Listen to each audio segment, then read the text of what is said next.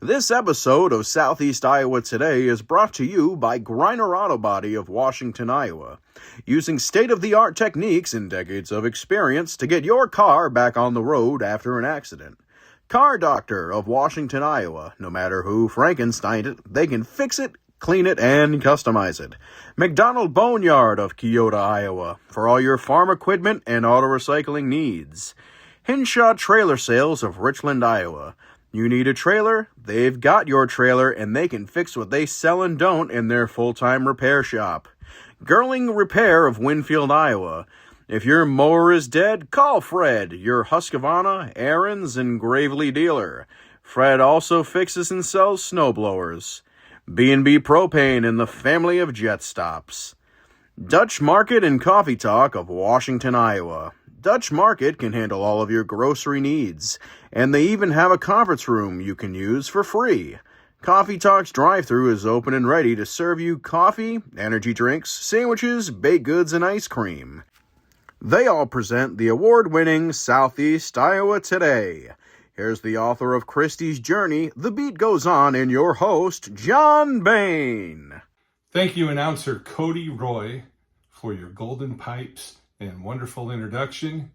And if you're a regular viewer of this podcast, you know that on Monday, March 10th, 2025, I attended the Board of Education meeting at Mount Pleasant Community School District, specifically at the high school in the library. And I'm bringing you several segments broken down so that you can watch each one and not have an hour plus of stuff to watch. So we've got it in watchable segments, and this segment is a legislation, did I say that right? Legislative brief that Judi Collora is bringing, and it's about the Hands-Free Cellphone Bill. Very important stuff. Let's get right to it. Next, we have a legislative update from Judi Collora.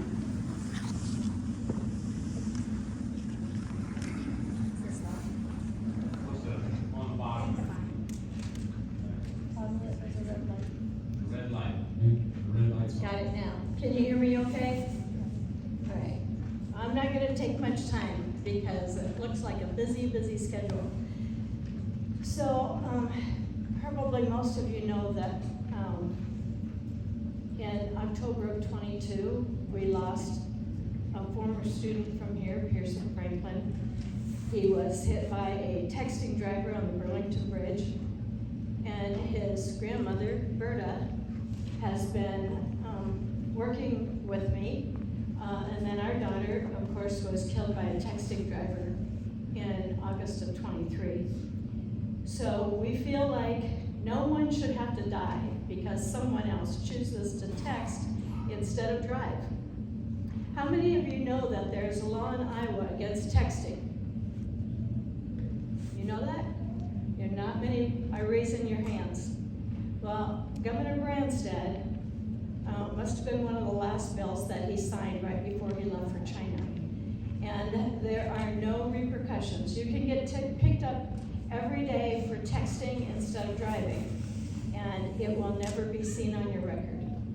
So one of the things that our Senator Lofgren, who covers 3/4 of Henry County, has been working on the last 4 years, is to pass a bill called the Hands-Free Bill.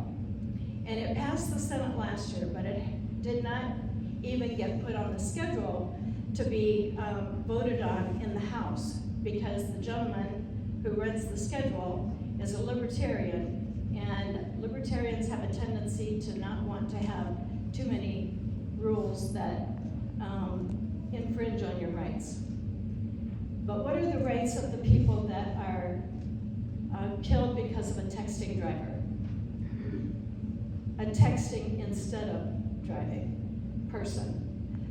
So Berta's grandson was one of my grandson's best friends. The day before Christy was killed, we were at a birthday party.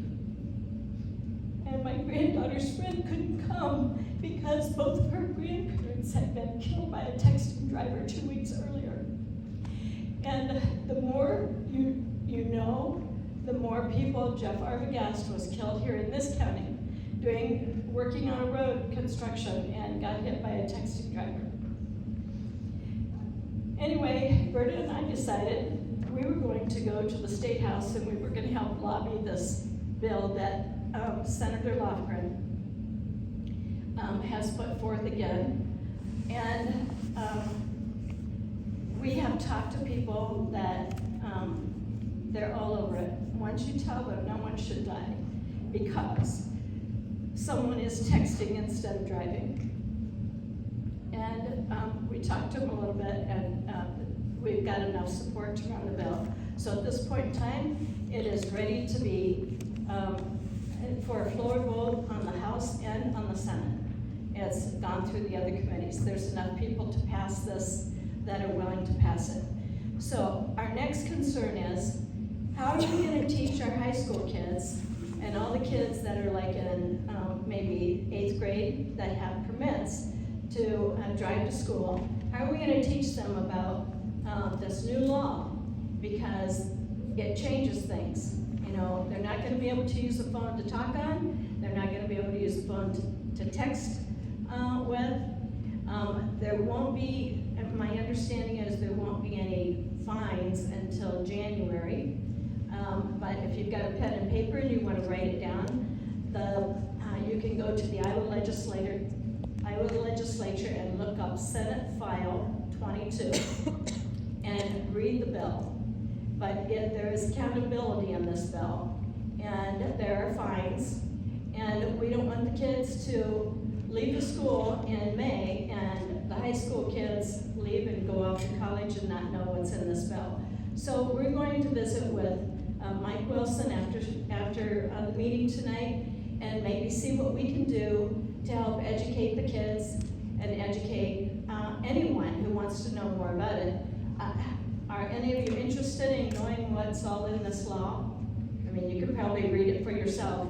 It's Senate File 22, or it's a House Study Bill 64, but it's not a study bill anymore, so they were going to give it a new number there. I just go Senate File 22.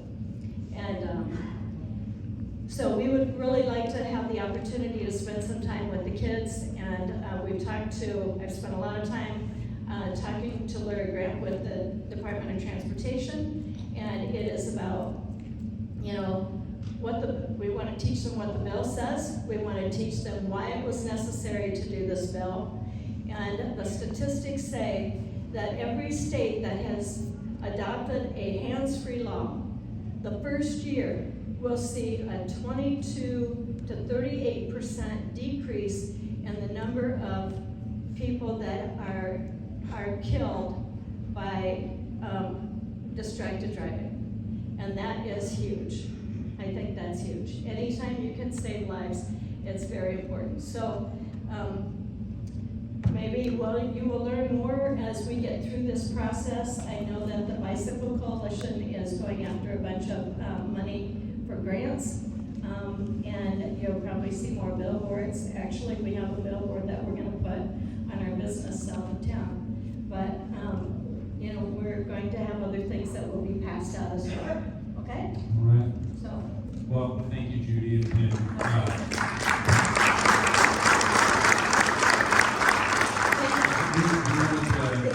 we wanted to make sure, as you mentioned, if this bill passes, we wanted to make sure that our students know what's expected of them. So we appreciate the information, and we'll definitely work with you to get information to our kids. Thank you.